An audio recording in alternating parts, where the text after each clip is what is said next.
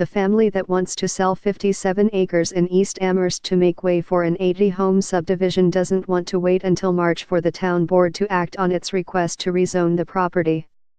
Instead, the family has asked the town zoning board of appeals for a ruling that would pave the way for the $35 million project and take its fate out of the hands of the town board.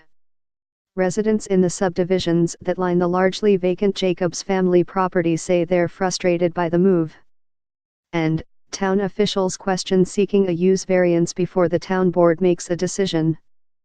They're trying to circumvent the community, said Larry Rira, an opponent whose gray birch court home backs up to the Jacobs family property.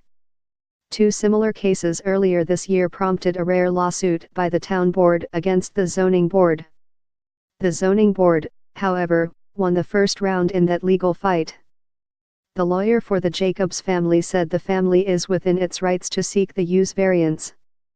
We filed this because we believe we have two routes, two avenues available to us, said attorney Jeffrey D. Palumbo. The developer, Natali Builders, wants to build up to 80 single-family and patio homes on 57 acres between New Road and Millersport Highway, owned for nearly 100 years by the Jacobs family and now under the control of the Richard Jacobs Family Trust. The planning board in April recommended rezoning 49 acres of the property at 284 New Road from suburban agricultural to residential, over the objections of neighbors who raised concerns about the project's effects on wetlands, drainage, traffic, pedestrian safety and wildlife on the property. Fight over proposed Amherst subdivision pits neighbor against neighbors. A public hearing on the rezoning request is set for March. A new all-Democrat town board takes over in January.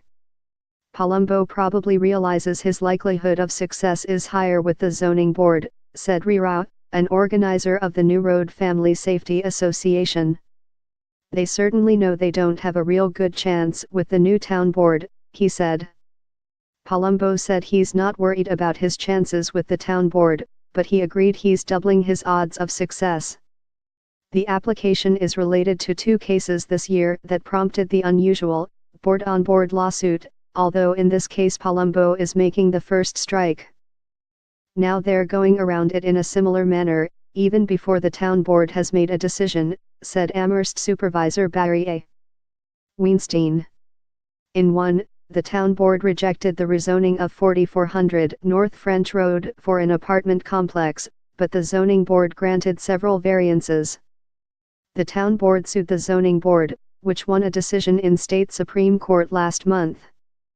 Town attorney Stanley J. Sliva said the town board is weighing an appeal. Two Amherst boards at war over who controls growth in town. Whether the zoning board grants a use variance or the town board grants a rezoning request, the effect is the same.